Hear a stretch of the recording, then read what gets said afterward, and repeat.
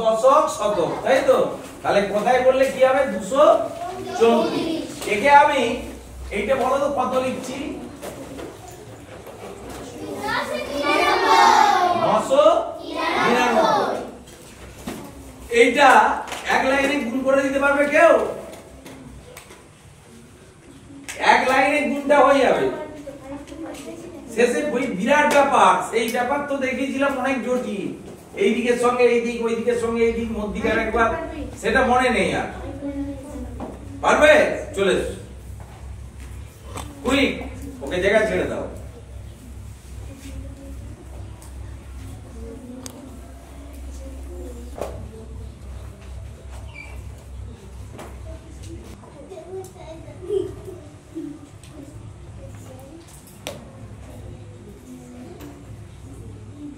কোন সময় নিল ওরা?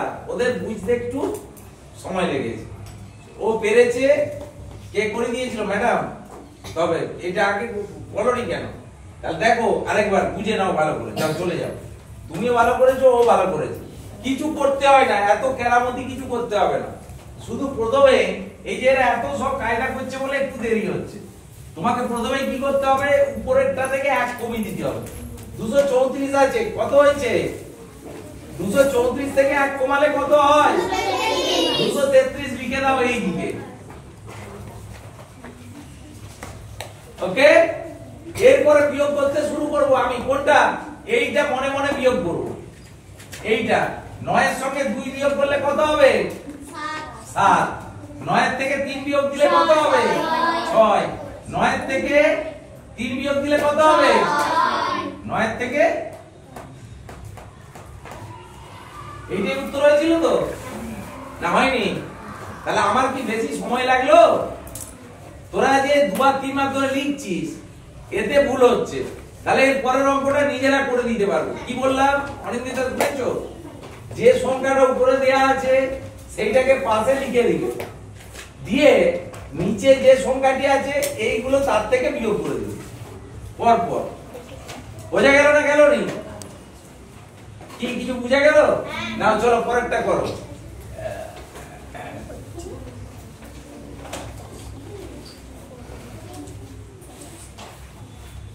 এখানে এক ইয়েতে উত্তর হবে, উত্তরটা শুধু বলবে।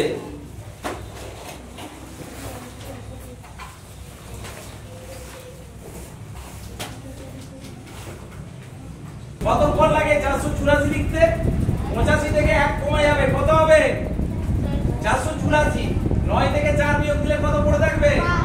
9 থেকে 8 বিয়োগ দিলে কত পড়ে থাকবে? 9 থেকে 4 বিয়োগ দিলে কত পড়ে থাকবে? তাহলে এত সময় লাগছিল কেন? একই উত্তর বেরিয়ে যেত। তাহলে এইটাও ম্যাজিক হচ্ছে না?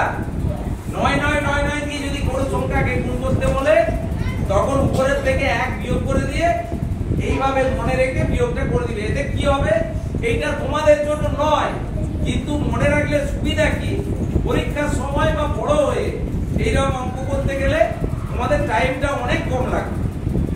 যখন আর টাইম নিয়ে ধরো 9 10 এ পড়ছো, তখন টাইম নিয়ে ভাবতে হবে না, আমি ঝটঝট করে অঙ্কটা করে দিলাম। এরপর একটা গুণ দেখো, আবার মনে রাখার চেষ্টা করবে।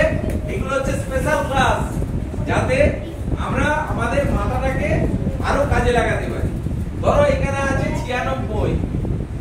96 কে কত দিয়ে গুণ করব? 51 দিয়ে। কত দিয়ে?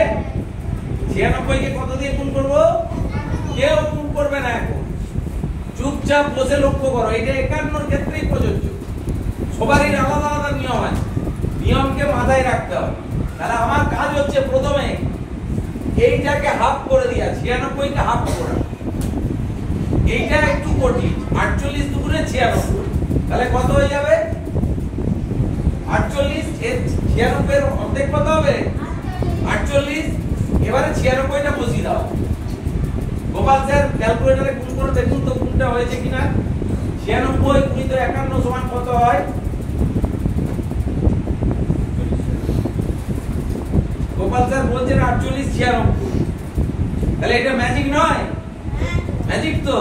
তাহলে আরো যদি আমি আরেকটা অঙ্ক দিই, ধরো 66 আছে, 66 গুণিত কি করলাম? 51।